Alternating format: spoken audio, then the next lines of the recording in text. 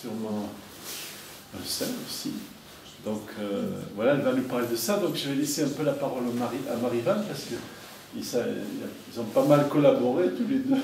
Donc tu peux peut-être dire une petite introduction. D'abord, merci au Saint-Esprit d'avoir permis ce livre.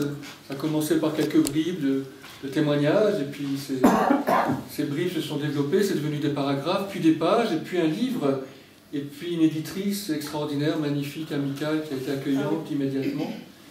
Et puis un livre qui fait beaucoup de bien, qui parle du Père Perrin. Alors évidemment, s'il n'y a qu'un mot à retenir de cette journée, c'est le mot amour, puisque c'est le grand refrain et c'est l'unique et le meilleur. Camille a beaucoup travaillé, c'est une Corse, hein, Camille Leca, elle vient de Corse. Donc faire bosser une Corse, c'est déjà un exploit.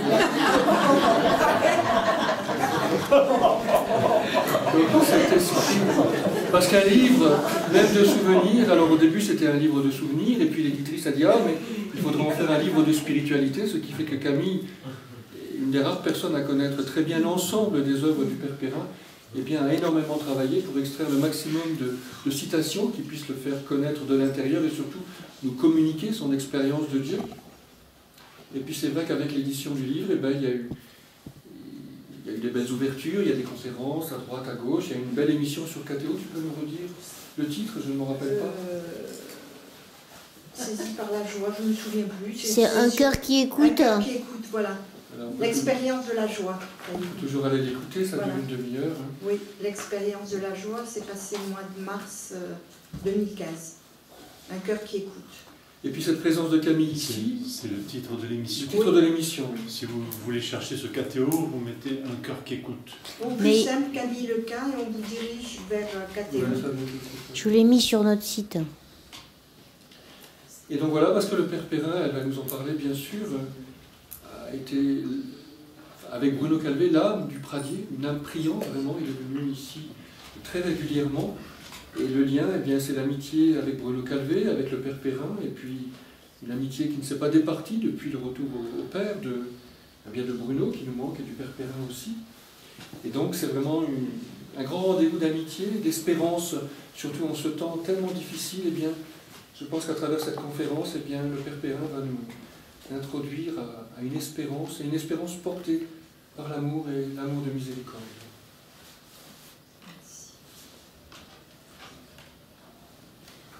Merci d'être venu, merci infiniment d'être venus si nombreux.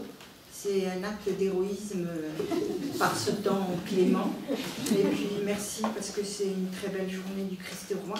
Je remercie de tout mon cœur le Père Marie-Michel, le Père Marie-Van et tous les membres de cette belle famille représentée par le Carmel de la Vierge missionnaire qui m'ont invité aujourd'hui ici pour vous parler du Père Perrin, qui, comme vous l'avez écrit si justement, fut l'âme du Pradier de 1986 à l'année 2000, aux côtés de Bruno Calvé qui vous a transmis ce lieu. Alors ce livre que j'ai écrit est un hommage rendu au Père Joseph-Marie Perrin, né à Troyes en Champagne le 30 juillet 1905, d'une famille profondément chrétienne, et mort à Marseille le 13 avril 2002, à l'âge de 96 ans et 9 mois. C'est aussi une dette dont je devais m'acquitter depuis fort longtemps, mais comme le Père Perrin le disait souvent, en matière d'amour et d'amitié, ajouterais-je, on est toujours débiteur. Je le rencontrai en mars 1989, quelques jours seulement avant ma conversion, sans devancer le jugement que rendra l'Église lorsque les démarches en vue de sa béatification seront lancées officiellement. Je me suis efforcée, sans jamais m'éloigner de mes souvenirs personnels, de faire revivre à travers les traits dominants de sa spiritualité l'âme si belle et si transparente de ce prêtre brûlé tout jeune par l'amour de Dieu, et qui me fit l'humble et précieux don de son amitié durant 13 années, de mars 1989 au 13 avril 2002. Mais avant de faire revivre devant vous la belle figure de ce père dominicain, je vais vous donner 2 ou 3 dates importantes. C'est le 9 octobre 1922 que le couvent royal de Saint-Maximin accueillait le jeune Michel Perrin, qui avait alors 17 ans et 3 mois. Il devait y rester 8 ans, jusqu'à son ordination le 30 mars 1929. C'est là qu'il découvrit de plus en plus le primat absolu de l'intérieur, qui seul compte pour Dieu, selon ses propres termes. Après son ordination, le père Perrin fut affecté au couvent de Marseille en octobre 1930, il avait alors 25 ans. Mais qui était donc ce père dominicain? S'il me fallait évoquer rapidement et en peu de mots la personnalité hors du commun de ce prêtre, je laisserai volontiers la parole à la philosophe Simone Veil, que le père aida durant quelques mois à Marseille dans son cheminement spirituel de 1941 à 1942 et dont il fera connaître la pensée et la recherche mystique. Il la rencontra le 17 juin 1941 au couvent des Dominicains de Marseille. Cette rencontre a contribué à l'évolution spirituelle de la jeune philosophe. Au moment de quitter la France pour les États-Unis, le 14 mai 1942, Simone Veil, dans sa lettre datée du 16 avril 1942, écrit au père Perrin ces lignes bouleversantes. « La distance n'empêchera pas ma dette envers vous de s'accroître avec le temps, de jour en jour, car elle ne m'empêchera pas de penser à vous. Et il est impossible de penser à vous sans penser à Dieu. Il me semble que c'est là un des plus bels hommages et un des plus justes qui ait été rendu à ce père dominicain. En effet, le plus beau portrait qu'on pourrait faire du père se confond entièrement avec sa vie. Et cela nous renvoie à une question du philosophe Étienne Gilson. Qu'ajoutent les saints à la sainteté du Dieu ? Demandait-il. Il répondait, l'existence. À ce sujet, je ne peux résister à vous conter une délicieuse histoire qui mettait toujours le père Perrin en joie. Il aimait se moquer de lui en toutes circonstances.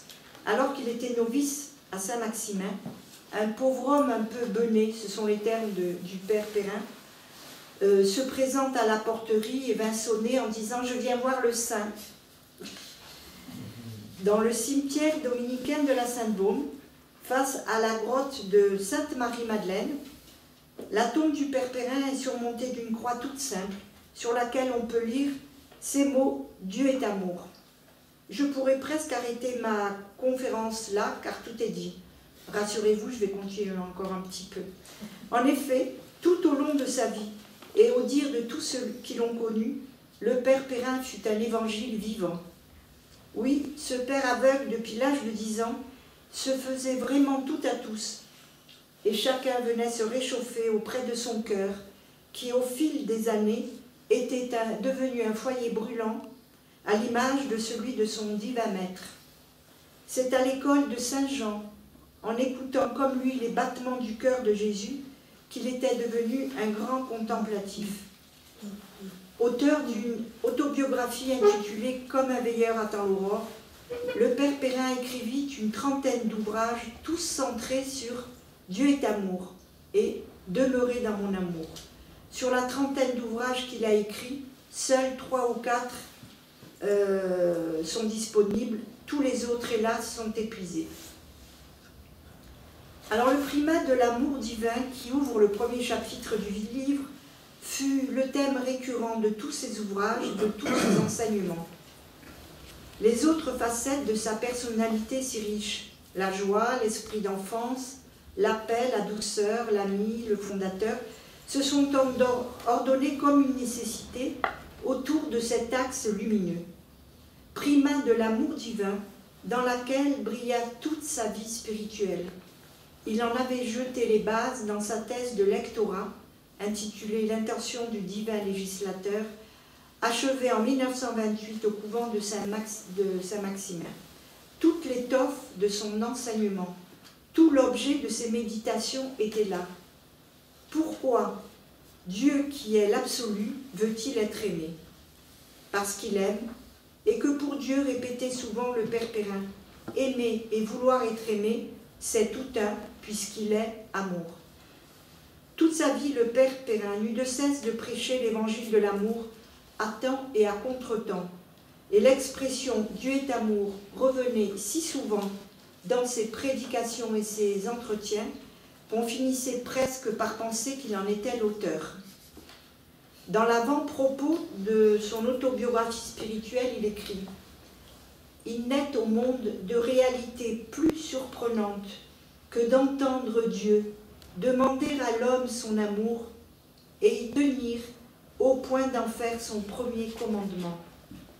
La stupéfaction grandit quand on découvre que Dieu a ce désir parce qu'il aime.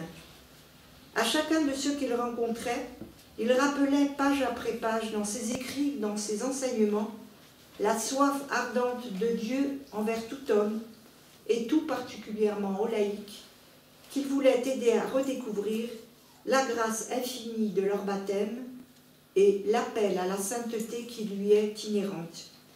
Il avait vraiment ce sens aigu de la vocation baptismale. Il aimait à me répéter souvent une phrase de Simone Veil: « La sainteté est un minimum pour un chrétien, comme l'honnêteté pour un commerçant. » Le 19 novembre 2005, sur l'initiative des Amis du Père Perrin, un colloque s'est tenu à Marseille pour célébrer le centenaire de sa naissance sur le thème « Le Père Perrin, une vie au service de la sainteté des laïcs ». Ce que le Père Perrin écrivait ou disait, il le vivait vraiment. C'était un être totalement unifié. Doué d'une intelligence profonde et lumineuse, il conserva toute sa vie l'esprit d'enfance. Sur son visage rayonnait la simplicité joyeuse de l'enfance. N'avait-il pas écrit à Juliette Molland en 1938 « Tout est simple en lui ».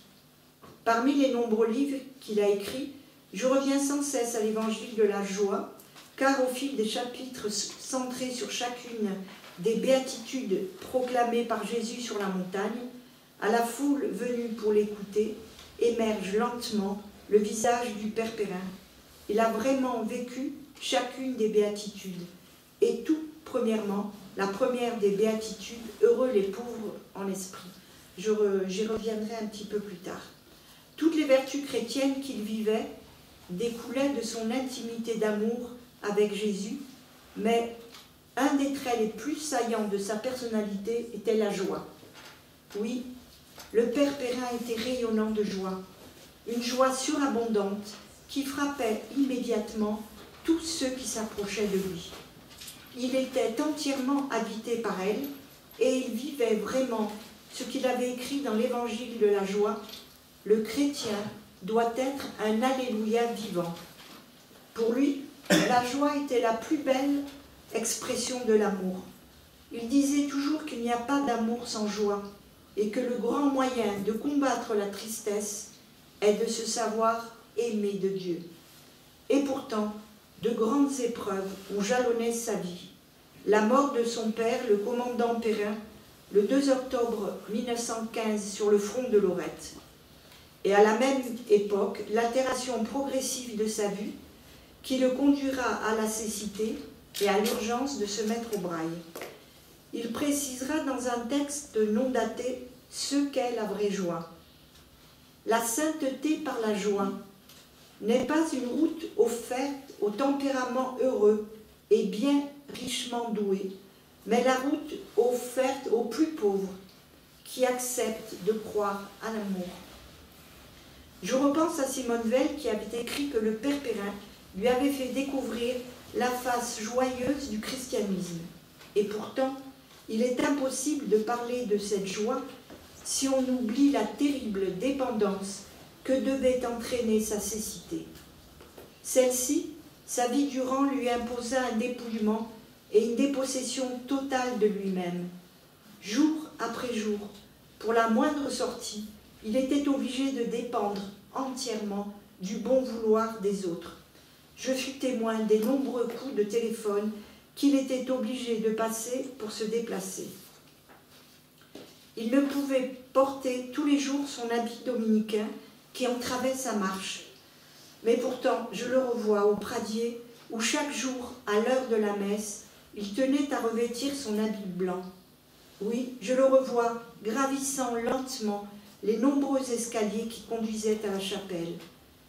Il était à mon bras et je n'en menais pas large. Un été, alors qu'il était au Pradier dans la Drôme comme tous les étés, il fit la connaissance d'un père bénédictin, le père Emmanuel de Floris, qui s'était installé, retiré comme ermite dans les Hautes-Alpes. Je n'oublierai jamais combien le père Perrin avait été touché par l'exclamation de cet ermite. « Ah, mon pauvre père, quelle terrible école d'humilité que votre cécité !» Humble, il était assurément et totalement, lui qui aimait répéter « Qu'ai-je donc que je n'ai reçu ?» Totalement dépouillé de lui-même à l'égard de son divin maître, il ne se regardait jamais. Le père Perrin fut le fondateur d'un ordre laïque, Caritas Christi.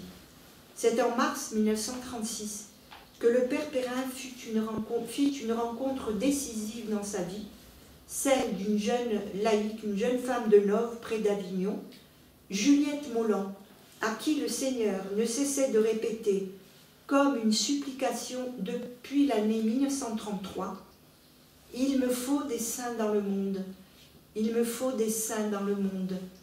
Cette jeune femme, douée de talents artistiques, voulait vivre depuis longtemps l'Évangile dans son intégralité au cœur du monde, sans entrer dans un monastère. Le Seigneur lui avait fait comprendre que c'était avec le père Perrin qu'elle devait accomplir son œuvre, c'est-à-dire la fondation d'un ordre laïque.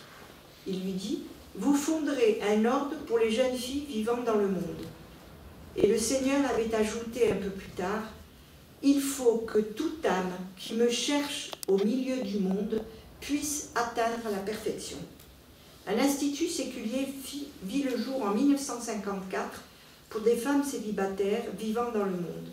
Une branche sacerdotale fut créée en 1961 et en 1989, le père Perrin fonda la 3e branche offerte à tous les baptisés, celle des fraternités laïques Caritas Christi.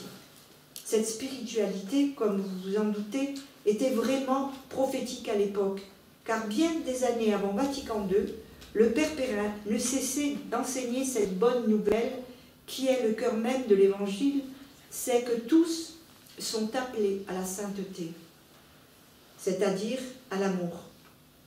Et cet appel, parfois un peu oublié, est adressé à tous les baptisés qui veulent vivre l'Évangile au cœur du monde, à l'image de la Vierge Marie qui menait la vie toute simple à Nazareth sous le regard du Père.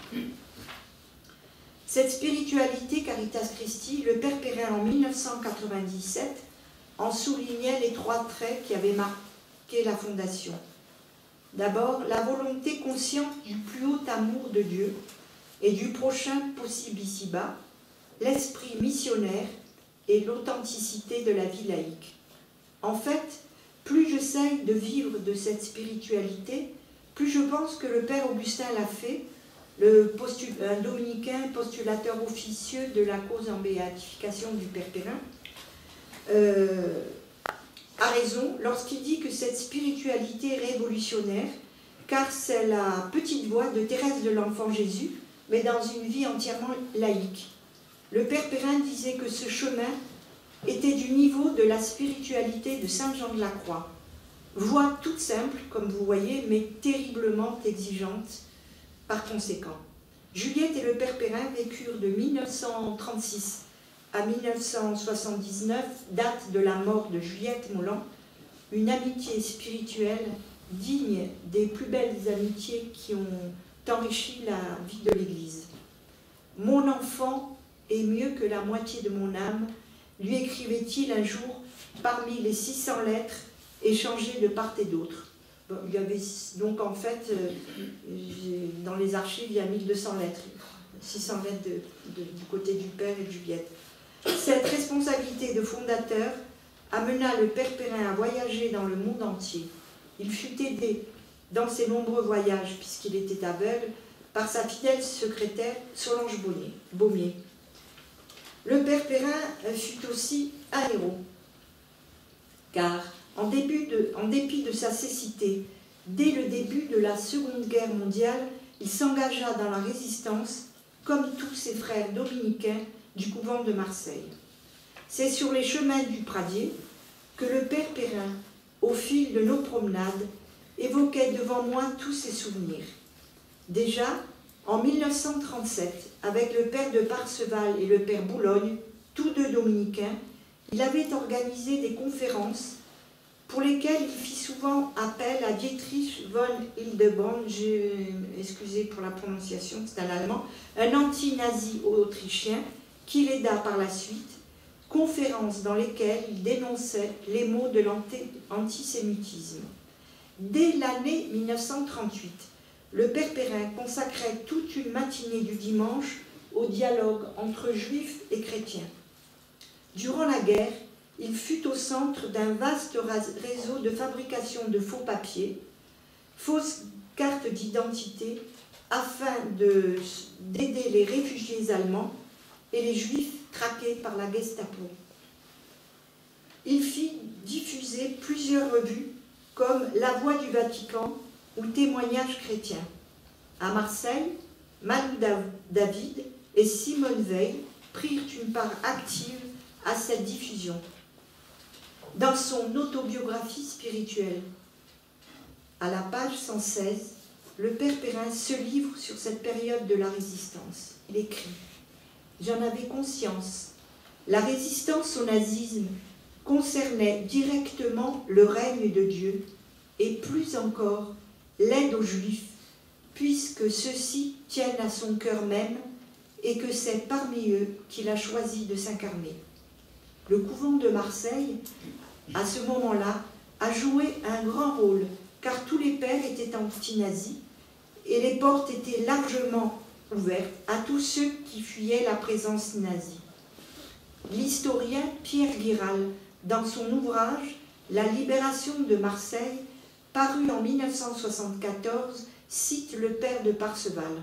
« Moi-même et mes principaux collaborateurs, les pères Perrin et Boulogne, étions littéralement assaillis par ces êtres poursuivis et traqués. » Pour souligner son attachement au peuple élu, on peut évoquer également la lettre que le père Perrin adressa à Simone Veil quelques jours avant leur première rencontre, le 7 juin 1941, à Marseille. « Votre ami vous a peut-être dit mon amour pour Israël, et ces malheurs actuels ne peuvent qu'augmenter ce désir de le servir. J'évoquerai seulement 2 épisodes qu'il me confia durant ces années terribles de la guerre. Un jour, au couvent de Marseille, il avait laissé son lit à un enfant juif traqué et il dormit par terre toute la nuit. Il me racontait cette histoire là, sur les chemins du Pradier, comme si cette chose allait de soi. Le 25 mars 1942, le père Perrin, malgré sa cécité, avait été envoyé au couvent de Montpellier comme prieur. Une nuit, durant son sommeil, son ange gardien, ce sont ces mots, son ange gardien lui intima l'ordre de se lever et de détruire tous ses papiers compromettants. Effectivement, un matin, le 13 août 1943, la Gestapo frappa à sa porte et vint l'arrêter. Il fut relâché fort heureusement grâce à sa connaissance de la langue anglaise durant les interrogatoires. Son humour légendaire, même durant cette période, ne faiblissait pas, car sœur Marie-Michel, une amie du père et une amie du philosophe Gustave Thibon, cette sœur que j'allais voir dans sa maison de retraite après la mort du père, me raconta comment un jour à Marseille, durant la période de l'occupation, il avait échappé à la Gestapo qui le suivait. Je cite les mots de sœur Marie-Michel. Un soir, à la campagne Bellevue, dans le quartier de Sainte-Marguerite à Marseille, nous vîmes arriver le père Perrin, pantalon rayé, redingote, chapeau haut de forme, gants beurrés, une canne à pommeau et un œillet blanc à la boutonnière, avec sa secrétaire Solange habillée en tailleur chic. Grâce au père Perrin, j'eus la joie de faire un jour la connaissance à Nice du père Marie-Joseph Stève. Comment oublier notre escapade en voiture jusqu'à Nice en compagnie de ses amis japonais Yukio et son épouse Kyoko.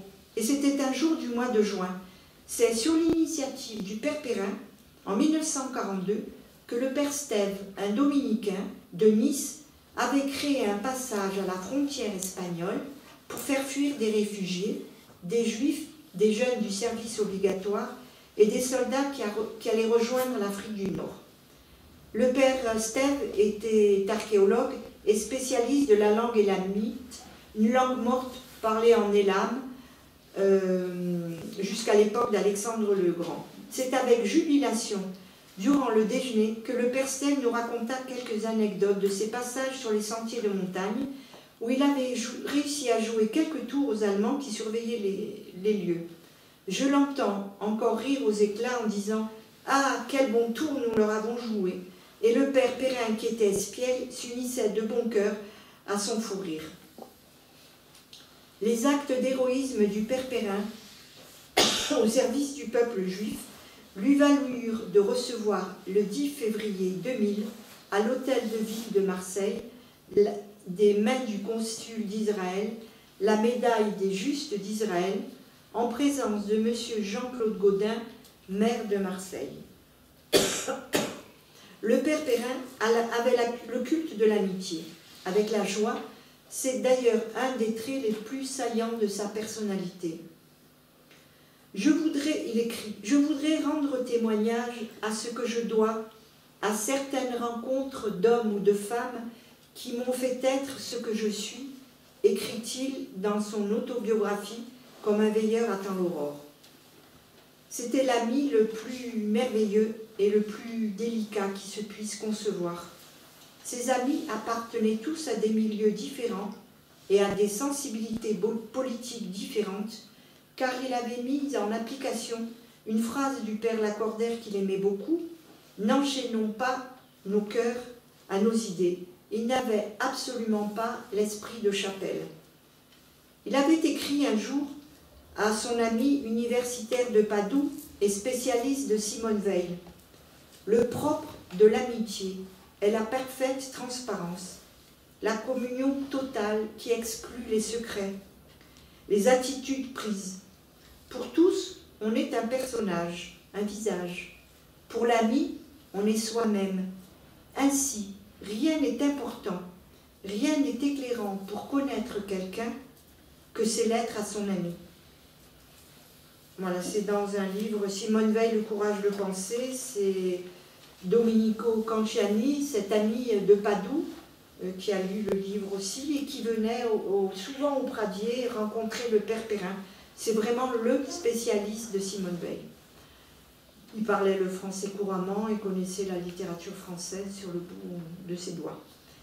Une ou deux fois, j'avais eu conscience d'avoir été un peu bavarde en lui parlant un peu trop de moi et je m'en excusais. Mon père, je parle trop de moi. Il me répondait, non ma petite fille, parler de soi à un ami, c'est lui parler de lui, puisque le véritable ami est un autre soi-même. Mais avant d'évoquer devant vous quelques-unes de ces amitiés dont je fus témoin, tout particulièrement au Pradier, je voudrais vous raconter une belle histoire. Tout le monde aime les belles histoires, je crois. Oui. Bon, eh bien, celle-ci est magnifique et illustrera mieux que je ne pourrais le faire la vie extraordinaire de ce prêtre. Il était une fois, les belles histoires commencent ainsi, il était une fois donc une jeune orpheline, Henriette Chilot, née le 1er juin 1899 à Pau. Le 9 juin 1916, à l'âge de 17 ans, à l'orphelinat des filles de la Charité, elle priait tout en cousant devant le Saint-Sacrement, lorsque soudain, la voix de Jésus se fit entendre. « Tu viens de prier pour tous les enfants qui font la communion cette année. Parmi eux, j'ai un petit aveugle. Je veux qu'il soit prêtre. Veux-tu prier pour lui? Quand il sera prêtre, il m'offrira beaucoup d'hosties. » Quelques jours auparavant, le 14 mai, le père Perrin, le jeune Michel à l'époque, faisait sa communion solennelle à Troyes. Lors de la retraite qui le préparait à cette communion, il avait entendu le Seigneur lui dire à plusieurs reprises, lui demander plus exactement, « Sois prêtre, sois prêtre ». Déjà, en 1915, sa vue avait commencé à s'altérer et une rétinite pigmentaire qu'on avait diagnostiquée l'avait obligé à se mettre au braille.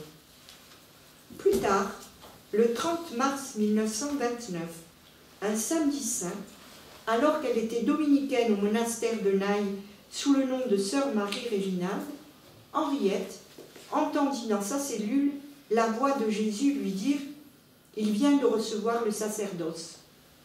À ce moment-là, le père Perrin venait d'être ordonné prêtre. C'était dans la matinée, donc c'était tout à fait à la même heure.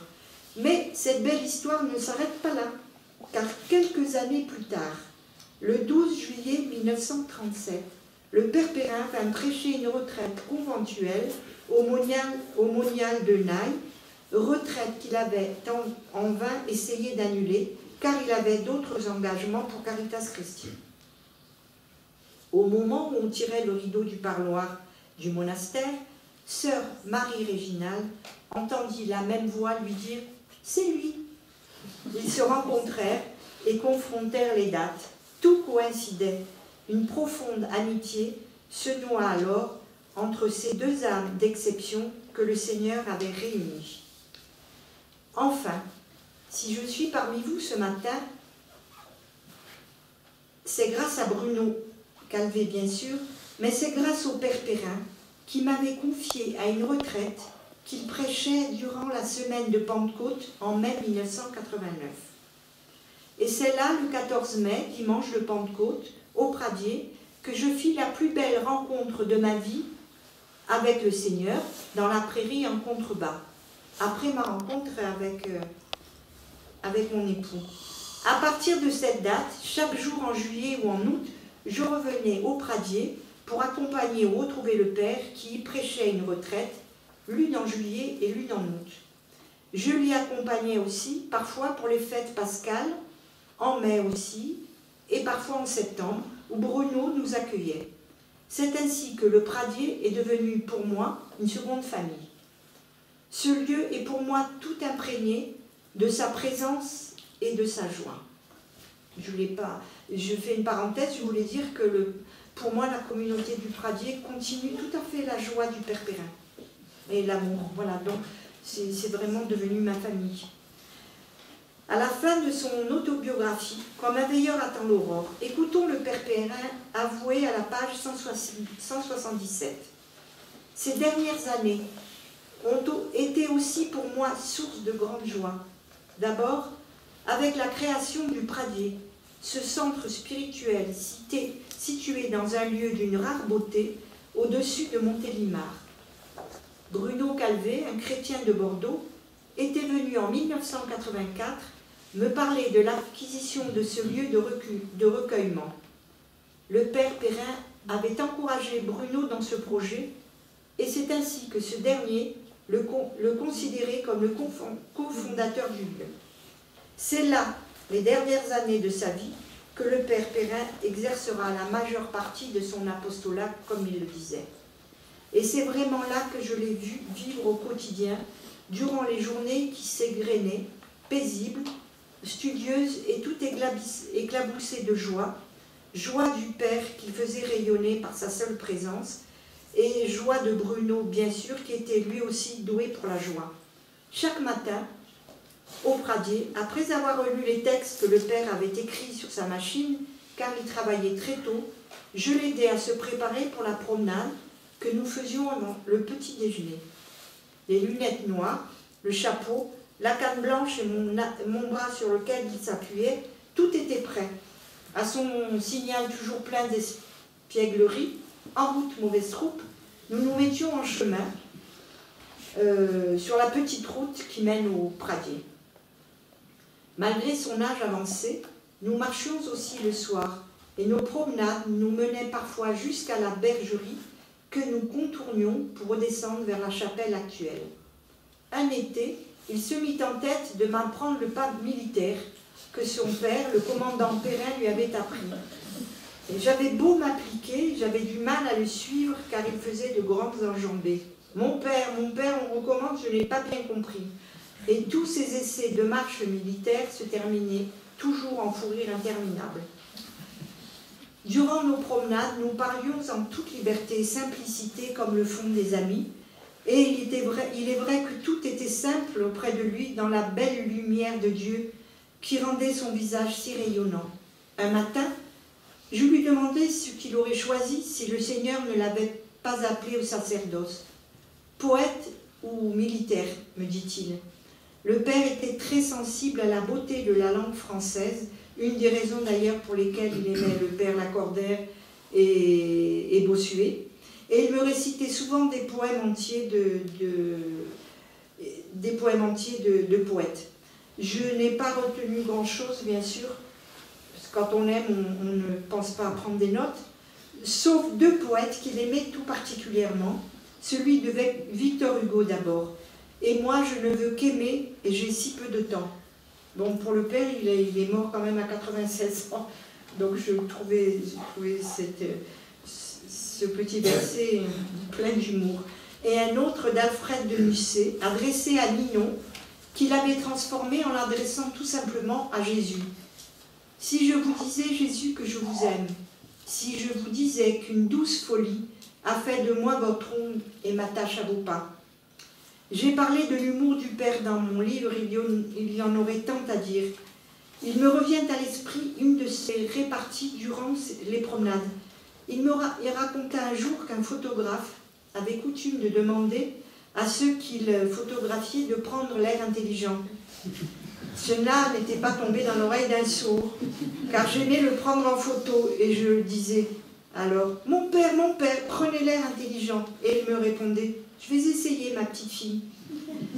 C'est aussi durant ces promenades que le père Perrin me cita l'épisode de Samson dans le livre des Juges. Samson disait ceci « Avec une mâchoire d'âne, j'ai battu 1000 hommes ». Et là, le père Perrin, pris d'un fou rire, ajouta « Vois-tu, Camille, si Samson a pu faire cela avec une mâchoire d'homme, que ne ferait le Seigneur avec un âne tout entier ?» Tout jeune déjà, dans une lettre adressée à Juliette Molland, il avait écrit « Je ne voudrais pas que vous vous inquiétiez, je ne suis ni sage, ni fou, mais un peu des deux. » Je ne peux résister au plaisir de vous raconter une petite histoire qui se passe un jour à Marseille, dans mon salon, et qui illustre bien l'humour du père et son esprit d'enfance.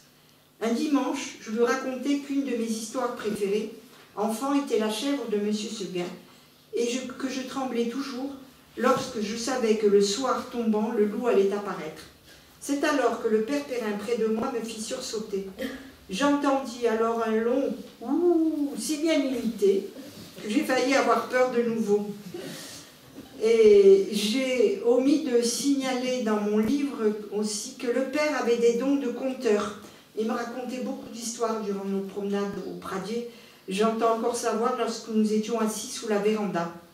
Il racontait l'histoire très lentement et il faisait vraiment durer le suspense, à tel point que j'attendais la fin avec impatience. Hélas, arrivé là, il y prenait un tel plaisir et riait si volontiers, parfois, et que la plupart du temps, il s'étouffait parce qu'il avait une bronchite chronique. Il fallait vraiment que je tende l'oreille qui répète si je voulais comprendre la fin. Et en parlant aussi d'humour, je crois que je l'ai... Voilà, quelques jours avant sa mort, on se relayait auprès de son lit, chez les petites sœurs des pauvres à Marseille. Il devait être 2 h du matin et c'était peut-être même pas 8-9 jours avant sa mort. Il était 2 h du matin, je me mets à tousser.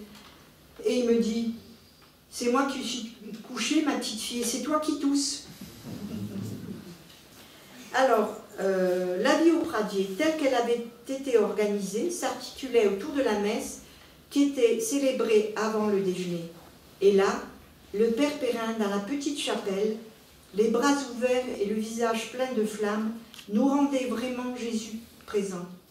J'entends encore résonner sa voix durant la messe pour demander l'amour, sa messe préférée qu'il célébrait très souvent chaque fois que la liturgie le permettait. Dieu d'amour, transforme-nous par ton esprit d'amour, que nos pensées deviennent tes pensées, et nous aurons pour nos frères et pour toi un même amour. Une part importante de la journée du Père était consacrée au secrétariat d'abord, car le Père recevait beaucoup de courriers, mais surtout à la lecture que je lui faisais. Il était curieux de tout. C'est près de lui et grâce à lui que je fis ma formation spirituelle en accéléré. Bruno choisissait dans sa bibliothèque des livres de mystique et les heures que nous ne voyions pas passer dans le salon de Bruno ou dans la véranda s'écoulaient douces et paisibles, pleines de la présence de celui qui est le maître de la paix. Le père Perrin, j'ai oublié de le signaler, était hypersensible, même si toute sa vie, il s'était maîtrisé. Et un jour, je lui lisais l'histoire du curé d'Ars. Et je racontais que le curé d'Ars avait été tenté de quitter sa paroisse et qu'il partait sur le chemin.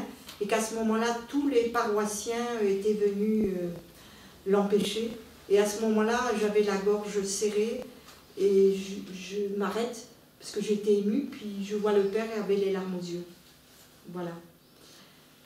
Alors, durant ces instants de lecture dans la véranda, le bruit de l'eau qui tombait du bassin en face de la véranda ajoutait à cette paix. Et l'ombre rose qui tombait de la montagne seule nous disait que le jour avançait. Donc on était vraiment pris par ces heures de lecture. C'est dans ces moments consacrés à la lecture que je remarquais la puissance d'attention du Père et son extrême sensibilité. Et des fois, il avait les yeux fermés. Mon père, vous dormez. Non, ma petite fille, je t'écoute. Et en fait, il était capable de reprendre la phrase que je venais de lui dire. J'ai dit, vous êtes sûr? Oui, oui. Un temps important au Pradier était aussi consacré au sacrement de la réconciliation. Et le père Perrin faisait merveille, car tout était bien à la fin de l'absolution, tout allait bien. Il avait vraiment le don de mettre les âmes en paix. J'ai raconté un jour qu'après sa mort, j'imaginais qu'il y avait un grand criminel qui était allé le voir et qu'à la fin de l'absolution, il lui a dit « C'est bien mon enfant, c'est bien ». Je mettrais presque ma main au feu. Voilà. Et c'est au Pradier, ici, que j'ai reçu la plus belle leçon de ma vie. J'espère ne jamais l'oublier. Alors que quelqu'un m'avait agressé verbalement durant le déjeuner, j'étais vraiment en colère. Et je raccompagnais le père après le repas. Je lui dis, mon père, on a vraiment raison de dire que bête et méchant, ça va ensemble. Hein, ça va. Une seconde de silence et j'entends de sa voix douce, bon et miséricordieux aussi, ma petite fille. Un jour également, je disais au père, mon père, il m'énerve ou elle m'énerve. Camille, un chrétien n'a pas de nerfs. Une chose m'avait frappée durant les repas. Jamais le père ne se mettait en avant. Il parlait peu, ne demandait jamais rien. On attendait simplement qu'on le serve. Il mangeait de tout, il ne demandait pas. Il demandait simplement il me demandait de regarder s'il n'y avait rien dans l'assiette parce que ses parents lui avaient appris à ne rien laisser, à ne rien gaspiller. Il riait volontiers pendant les repas, surtout quand il était avec d'autres amis ou le père Jean, etc. Un des traits saillants de sa personnalité sur lequel je n'ai pas assez insisté, il m'aurait fallu 2 livres, dans mon livre était la liberté qu'il mettait en toute chose. L'amour qui l'habitait totalement lui donnait cette liberté incroyable face au danger, par exemple, nous l'avons vu plus haut, lorsqu'il tentait d'échapper à la Gestapo. Il répétait souvent « l'amour rend libre, l'amour rend libre ». Lorsque je lui avais avoué que depuis la mort de mon époux, j'allais tous les dimanches de Pâques à la messe et que j'allais communier alors que je ne m'étais pas confessée depuis des siècles et que je répétais bêtement que j'étais athée, le père tranquillement m'a répondu « Mais Dieu, ma petite fille, est plus grand que tous les sacrements et il est plus désireux de se donner que toi de le recevoir. » Lorsqu'il me parla de son engagement dans la résistance, il me dit qu'alors il n'était pas possible de se taire et qu'avant tout, il fallait obéir à sa conscience. J'ai parlé de son amour pour Marie dans mon livre. Je crois que là, au Pradier, il laissait vraiment libre cours à cet amour durant les fêtes du 15 août. Il y avait grande joie ce jour-là. Bruno, qui partageait avec le père ce même amour, s'affairait autour des tables près du premier bassin, la bouteille d'apéritif à la main. Les conversations allaient bon train, l'honneur de Notre-Dame de toute joie. C'est ainsi que le père avait baptisé la Vierge du Pradier. La paix et la joie dans ces journées-là étaient tout. Le champagne. Oui, mais c'était pas du champagne, c'est un muscat blanc qu'il servait, qui est du côté... Oui, ah oui, bah, peut-être la dernière année. Mais toutes les années du Kazouk, c'était Son le anniversaire qu'on a J'y étais. qui mettait d'ailleurs, c'était le vin de crois-moi messe. qu'il faisait la différence entre une blanquette et le champagne. Je peux te dire. Le baume de Venise, voilà. Oui, oui, oui, non, mais. Et après, ça a été, voilà, et le C'était un champagne. amateur de champagne. Oui, le père Perrin était un amateur de Tu champagne. te rappelles, était de Troyes. il disait à Bruno, ce serait bien une deuxième tournée. Hein. Mais d'ailleurs, quelques jours avant sa mort, les amis lui amenaient des petits verres pour le fortifier. Parce Mais que, non, mais. enfin, avant qu'on lui interdise de boire, parce qu'il avait eu une œdème, donc là, c'était... Mais il y avait toujours des petites bouteilles. Ah, il était... Voilà, le champagne. Alors, je voudrais maintenant essayer de faire revivre... Vous n'êtes pas fatigué? Non. Ça va? Ah, ça va. Je voudrais maintenant essayer de faire revivre devant vous quelques amis du Père Perrin dont je fis la connaissance durant ces 13 années où il me fut donné d'être proche de lui. Le Pradier, donc, fut non seulement pour le Père un lieu d'apostolat, mais aussi un lieu très riche sur le plan des relations humaines. Sa présence attirait des personnalités étonnantes et exceptionnelles. L'été, on pouvait y croiser la grande historienne, spécialiste du Moyen-Âge, Régine Pernoud. Le Père Perrin avait fait sa connaissance en septembre 1943. Elle partageait avec le Père une immense culture, une grande humilité, une grande joie et un esprit d'enfance. Régine était passionnée et passionnante. C'est avec beaucoup de simplicité qu'elle faisait revivre devant nous, au Pradier, lorsque quelqu'un le lui demandait, un personnage du Moyen-Âge. Évoquant le Père Perrin, elle écrivait dans son livre Histoire et Lumière: sa joie d'être est d'autant plus extraordinaire qu'il est atteint de cécité.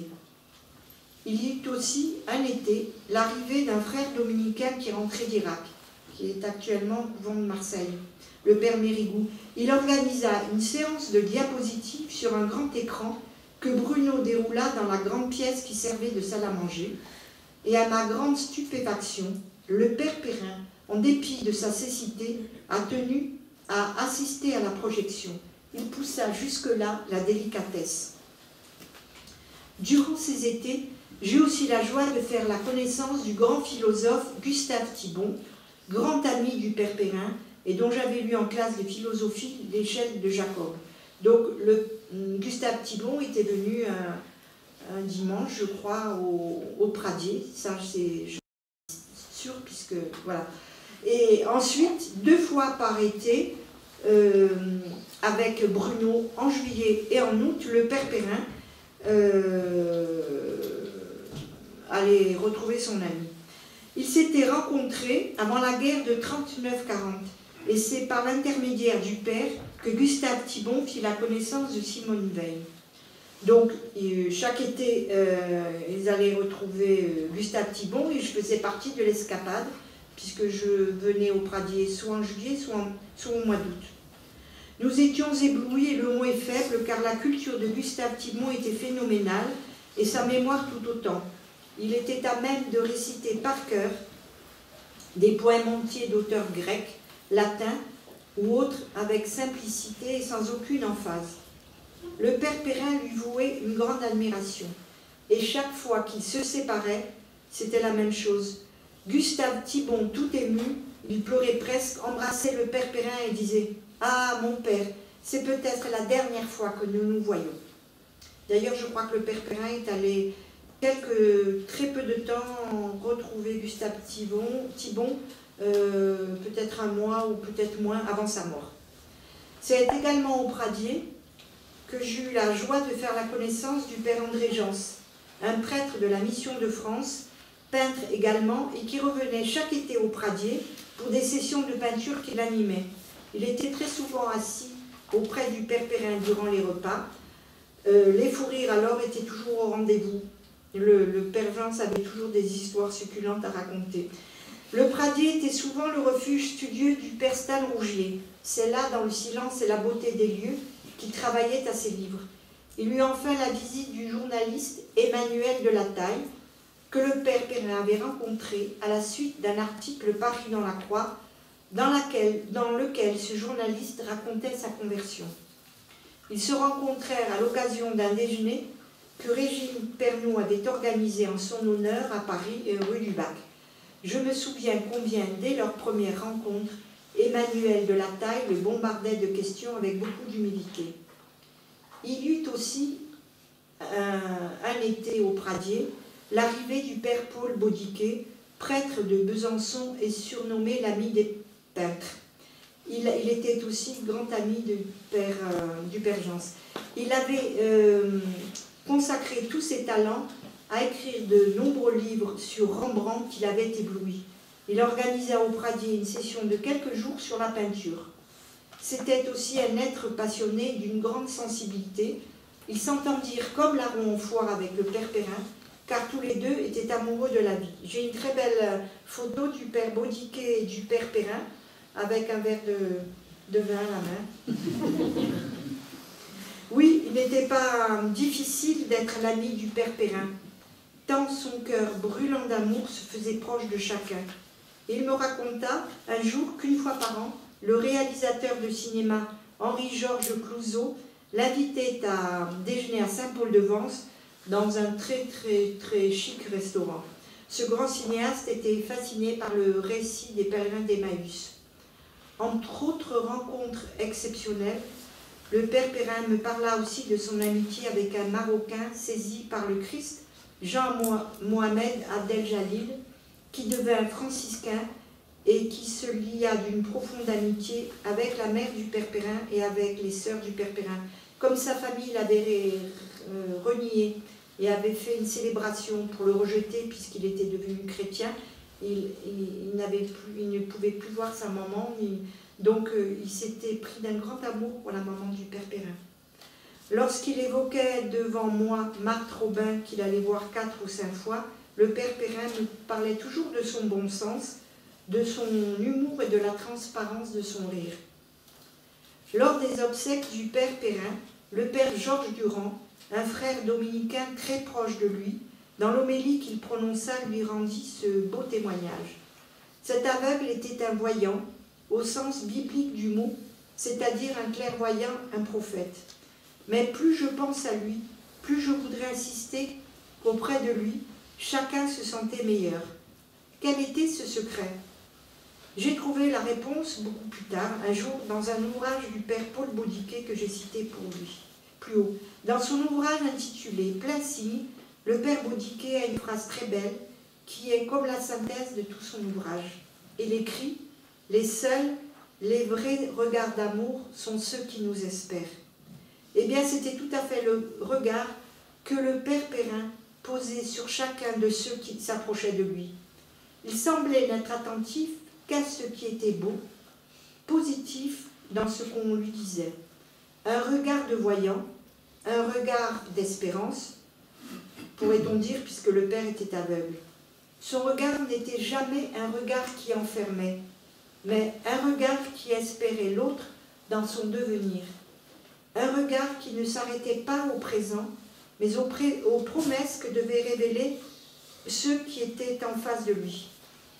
Il faut avoir un cœur possédé par Dieu pour aller aussi loin dans l'amour. Jamais la moindre remarque négative sur quelqu'un ne sortait de ses lèvres.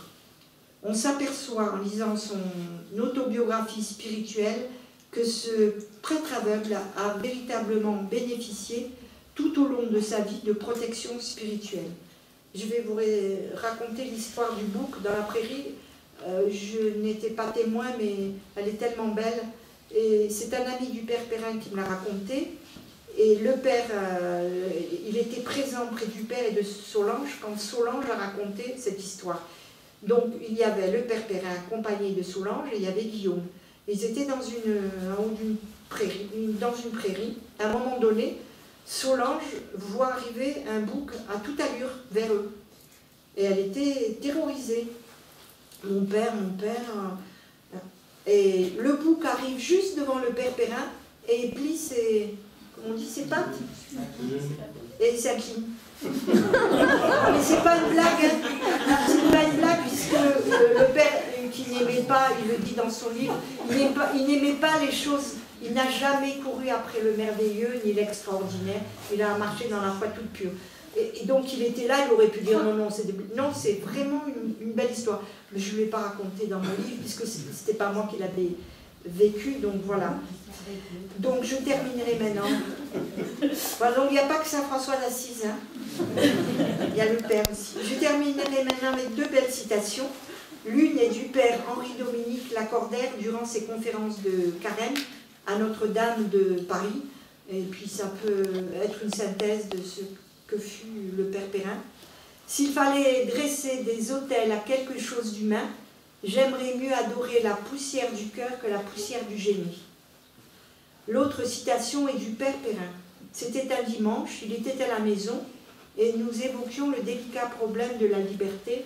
Il me dit « Vois-tu Camille, notre liberté, c'est de choisir les êtres auprès de qui nous nous sentons meilleurs. » Voilà, je pourrais vous parler du Père pendant des heures. Et je vous remercie vraiment parce que vous êtes venus si nombreux.